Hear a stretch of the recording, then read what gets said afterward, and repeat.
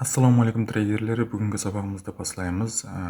Алдыңғы сабағымызда біздер трейдинг, низат сауда істейміз, өлшеу бірліктері, қалай сауда істейміз сияқты білімдерді үйренген едік. Яғни тәсіліпкі басланғыш білімдерді. Ал бұл сабағымызда біздер япон шамлары, классик анализ түрінің бір-екі стратегиясын үйреніп өтеміз. Демек, сабағымызда басладық. Бірінші темамыз бұл япон шамлары. Япон шамлары бұл көріп тұрғаныңыздай екі данасы көрсетілген. Бірі бұл жоғарыға қарай харекет етуші шам, екіншісі болса төменге қарай харекет етуші шам. Япон шамы көріп тұрғаныңыз бұл япон шамы. Бұл үлкен жасыл, бұл оның денесі деп аталады. Екі ұзын, төмендегі һәм жоғарыдағы екі ұзын сызықшасы болса, оның саясы деп аталады, яғни япон шамының саясы. Жоғары қарай көтерілуші япон шамында денесінің төменгі бөлімі оның ашылу бөлімі, яғни осы шамның ашылу бөлімі оның денесінің төменгі бөлімі. Оның жабылу бөлімі болса, жабылу зонасы болса, денесінің жоғарғы бөлімі есептелінеді. Шамның саясының ең төменгі бөлімі шамның минимумы, ал ең жоғарғы бөлімі болса шамның максимумы деп аталады. Енді япон шамы төменге түсуші көрінісі, оның қызыл оның денесі, бұны біріншісінен парқы төменге түсуші шамда ашылу бөлімі оның денесінің жоғарғы бөлімінде болады, ал жабылу бөлімі болса денесінің төменгі бөлімінде. Бұлар саялары максимумы һәм минимумы. Енді бұны графикте көрсетіп өтейін. Графикте көрсеткен болсақ, мінекей бұл жерде тек қана реңлері өзгерген, қызылдың орнында қара реңі тұқты, жасыл. Бұл жерде көріп тұрғаныңыздай бүгін алтын базары жабық екен. Биткоинді көріп өтейік. Бір минуттыққа қоямыз. Бұл қайсы сайт, қайсы программа екенін кейінгі сабақта үйретіп өтемін. Тек қана бұл жерде сіздерге япон шамының қандай түзілуі, қандай пайда болуын көрсетіп өтпекшімін. Қарап тұр, оң тарапта жасылда көріп тұрғаныңыздай 53-52 секунд уақыт қалды. Яғни осы шамның пайда болуына 47 секунд уақыт қалды. Жоғарғы оң тарапта көріп тұрғаныңыздай уақытлар көрсетілген. Яғни бұлар таймфреймлер деп аталады. Таймфреймлер, яғни 1 минутлыққа қойсам, әрбір шамның пайда болуы үшін 1 минут уақыт кеткен болады. 5 минутлыққа қойсам, әрбір шам үшін 5 минут. 1 минутлықта біздер базарды жүті кішкене бөліклеріне жекем көреміз, ал 1 сағатлыққа қойсақ, ол өзгеріп кетеді. Яғни әр сағатта пайда болған шамды көрсетеді. 1 минутта пайда болуын көрсетіп өтемін. Мәселен, қазір бұл жерде шам, бұл жерде ашылды.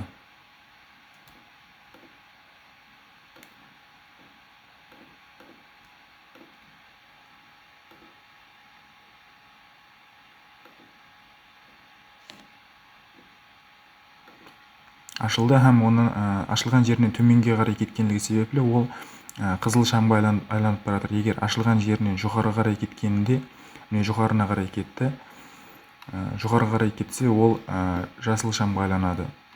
Оның осы 1 минут давамында барып келген жолы, яғни жасыл шамға айланды. Ашылған жерінен жоғары қарай әрекет етсе, ол жасыл шамға айланады. Ал мына саясы болса, оның осы 1 минут ішінде барып келген жолы есептелінеді. Бұл минимумы, бұл максимумы. Или шам жабылған жоқ, 15 секунд уақыт қалды.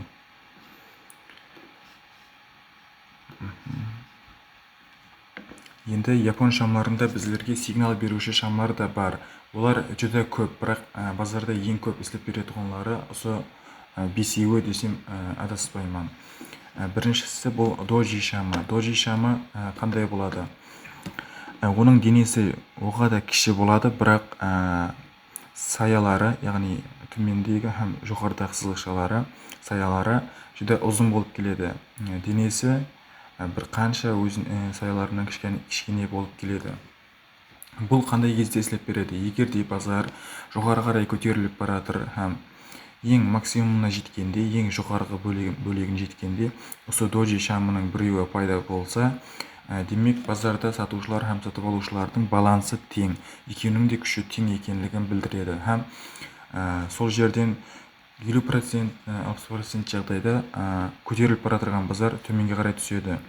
Бірақ өзінің қағидалары бар доджи шамның саудаға кірудің. Енді марубозу шамы саялары жоқ болады, яғни тек қана денеден ібарат, жабылу һәм ашылу бөлімдерінен ібарат болады. Бұл базарда қатты агрессив жағдай жүз бергенде емаса ньюс болғанда, базарға көп пұл кіріп келгенде, қайсыдыр тәрептің жүдә күшлі екенлігінен келіп пайда болады. Мәселен, базарда байшылар, яғни сатып алушылардың күші көп болса, бірнеше шам пайда болады. Бұл трендтің басында, яғни төменге қарай түсіп кетірген базардың ең төменінде осы жасыл шам пайда болса, демек ол таза тренд, яғни жоғары қарай көтерілуші трендтің пайда болуынан дерек береді. Егер жоғары қарай көтеріліп бара жатырған немесе төмен қарай түсіп бара жатырған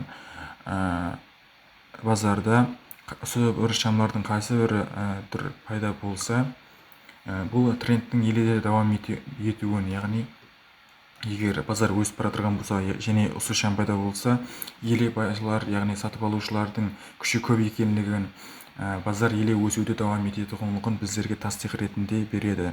Егер төменге қарай түсіп бара жатырған базарда осы қызыл шам пайда болса, яғни саялары жоқ, денелі шам пайда болса, яғни марубозу шамы пайда болса, бұл еле базардың төменге қарай түсетұғынлығын біздерге тасдиқ ретінде береді. Кейінгі шам бұл engulfing шамы. Яғни бұл engulfing шамы екі шамның комбинациясынан пайда болады. Бірінші шамның денесі оғыда кіші болады, ал екінші шам болса, денесі төменіректе, денесінің ашылуы төменіректе, жабылуы жоғарырақта. Яғни бірінші шамды өзінің денесінің ішіне жұтып жібереді, өзінің денесіменен оны басып қалады. Бұл engulfing шамы еді. Бірақ екінші жағдайда көріп тұрғаныңыздай бұл engulfing шамына тура келмейді. Себебі бұның тек қана жабылу бөлімі оны жұтып жіберген. Бірақ ашылу бөлімі болса денесінің ортасына тура келіп тұрды. Бірінші жағдайдағыдай шамның ашылуы да жабылуы да бірінші шамның жоғарысында һәм төменгі бөлімінде болуы керек, яғни өзіне жұтып жіберу керек. Бұл жағдайда да төменге қарай түсіп кетуші трендті жоғары қарай көтеруіне тасдиқ береді, яғни базардың өсуіне себеп болады. Керісінше жағдайда, яғни селға қарай әрекет етуінде базар өсіп барады һәм өсіп барғанда жоғарыда кішкене жасыл шам пайда болады, денесі жүдә кіші, һәм онан кейін үлкен денелі қызыл шам пайда болады. Бұл базардың түсуін біздерге тасдиқ ретінде береді. Кейінгі шам харами шамы. Бұны мен қойған жоқпын, өзінің аты сондай, білмеймін неге қойғанын. Ондай қылып, харами шамы engulfing шамның керісіншесі есептелінеді. Яғни бірінші шамның денесі оға да үлкен, екінші шамның денесі болса оға да кіші болып келеді. Яғни екінші шам бірінші шамға жұтылып кетеді. Бұл да тап сонда engulfing candle сияқлы, яғни engulfing шам сияқлы базардың өзгеруіне себеп болады. Кейінгі шам хаммер шамы. Хаммер бұл инглиз тілінен алынғанда балға дегенді білдіреді, яғни біздіңше балға шамы. Көріп тұрғаныңыздай өзі де денесі, көрінісі балғаға ұқсайды. Егер бірінші екі шамды базарда пайда болғанын көрсеңіз, демек бұл жерде базарда селшылар, яғни сатушылар базарды басқарып отырғанлығын көруіміз мүмкін, түсіне аламыз. Базарда сатушылар күшлі екенлігі уақытында біздер сатып алмауымыз керек, яғни байға кірмеуіміз керек. Бұл шамдар осы сатушылардың күшлі екендігін білдіреді һәм көп жағдайда базардың төменге түсуін біздерге тасдиқ ретінде береді. Ал кейінгі екі шам пайда болса базарда, демек бұл кезде базарда сатып алушылардың күші көп екенлігін бізге білдіреді.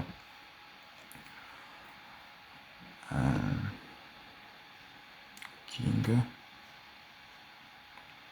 енді доджи шамын майда жүйесіне дейін сіздерге үйретіп өтемін, яғни қалай саудаға кіру керек сияқты. Доджи шамнан саудаға кіру үшін көріп тұрғаныңыздай, мәселен аптрендке кетіп бара тұрған, яғни жоғары қарай өсуші базарда ең жоғарғы бөлімінде доджи шамы пайда болса, демек базардың сейлға кетуін білдіреді. Мына жағын, базардың графиктің мына жағын жоқ деп есептейік, төменге кетуін білдіреді һәм біздер бұл жерден саудаға кіріп кете алмаймыз, себебі бұл қауіплі. Кейінгі шамның жабылуын күтеміз һәм бұл оның біздерге тасдиқ ретінде береді. Яғни доджи шамнан кейін қызыл шам пайда болса, демек біздер сейлға кіре береміз. Яғни саудаға кіру осы шамның жабылған жерінен болады. Стоп-лосс доджи шамның жоғарысында, саясының жоғарысында. Яғни бұл жерде қағида кейінгі шамның жабылуын тасдиқ үшін. Яғни кейінгі шамның жабылуы біздерге бір тасдиқ бола алады. Базарға кіруде кемінде 3 тасдиқпенен кіру керек. 3 тасдиқтан 2 тасдиқ, 1 тасдиқ болса базарға кірмейміз. Себебі бұл бір ғана тасдиқ, екі ғана тасдиқ біздерге саудаға кіруімізге себеп бола алмайды. Егер кемінде 3 тасдиқпен кірсек, біздер базарда еш стоп-лосс алмаймыз. Алсақ та оннан бір сияқты жүдек аз мударда стоп-лосс аламыз. Кейінгі бұл қарсылық һәм қолап қуатлау зоналары. Қарсылық һәм қолап қуатлау зоналары көріп тұрғаныңыздай базарды жоғарыдан қайтарушы, төменнен қолап қуатлап жіберуші зоналар есептелінеді. Көріп тұрғаныңыздай жоғарға барған, қайтарылып жіберілген, қарсылық көрсетіліп, төменгі тәріпте де қолап қуатлап жіберілген, жоғарыда қарсылық көрсетілген, қолап қуатлап жіберілген. Бұны біздер қалай түсінуіміз мүмкін? Базардағы өсуші шамларды біздер ешқашан секіруден тоқтамайтұғын доп деп алайық. Бұл жерде доп һәм суппорт, яғни инглиз тіліндегі қолап қуатлау зонасы суппорт деп аталады. Қарсылық зонасы болса resistance деп аталады инглиз тілінде. Енді доп ешқашан секіруден тоқтамайтұғын доп, бұл базар деп алайық. Resistance болса потолок деп алайық. Суппорт зонаны болса пол деп алайық. Енді біздер көп этажлы үйдеміз. Базарда топ секірді һәм жоғарғы потолокқа барып тиді, төменге қарай қайтты, полға тиді және потолокқа қарай харекет етті. Потолоктан төменге қарай харекет етті һәм полға тиді және көтеріліп кетті. Енді потолокта бір тесік бар дейміз һәм сол тесіктен шығып кетті. Енді ол екінші этажға өтіп кетті. Топ. Енді біздердің потологымыз екінші этажда пол. Енді сол себеплі, яғни біздердің қарсылық зонамыз бұзылып өтілгенінде ол қолап қуатлау зонасына айланады. Яғни потологымыз полға айланады. Енді сол жерден біздер саудаға кіру тасдиқ ретінде де пайдалана аламыз. Егер базар суппорт зонамызды бұзып өткенінде еді, ол төменгі қабатқа өтеді һәм енді біздердің полымыз потолокқа айланады. Төменге қарай бұзып өткенінде суппортқа қарай, яғни суппорт емес, енді ол резистенсқа айланады. Төменге қарай саудаға кіруге біздерге тасдиқ бола алар еді. Онан кейінгі темамыз бұл тренд линиялары. Тренд линиялары дегенде кемінде 2 мәрте тиген зонаны біздер көз алдымызға келтіре аламыз. Яғни 2 мәрте қарсылық көрсетілген зона, емасы қолап қуатлап көрсетілген зона. Көріп тұрғаныңыздай бұл жерде 1 мәрте, 2, 3, 4 мәрте қолап қуатлап жіберілген зонаны көруіміз мүмкін. Бұл жерде біздерге тренд линиясы пайда болуы үшін кемінде 2 мәрте бір жерден қайтарылған зона керек болады. 2 мәрте қайтарылғанда біздер сол жерден шамның төменгі бөлігінен линия тартамыз, һәм екінші бөлігінің шамның төменгі бөлігінен тигізіп линия тартамыз. Базар 3-ші мәрте сол линиямызға келгенінде саудаға кіреміз, һәм қашан линия бұзыламан дегенше саудаға, сол линия арқылы саудаға кіре аламыз. Бұл жерде 4-ші мәртеде келіп тиген, һәм базар жоғарға көтеріліп берген.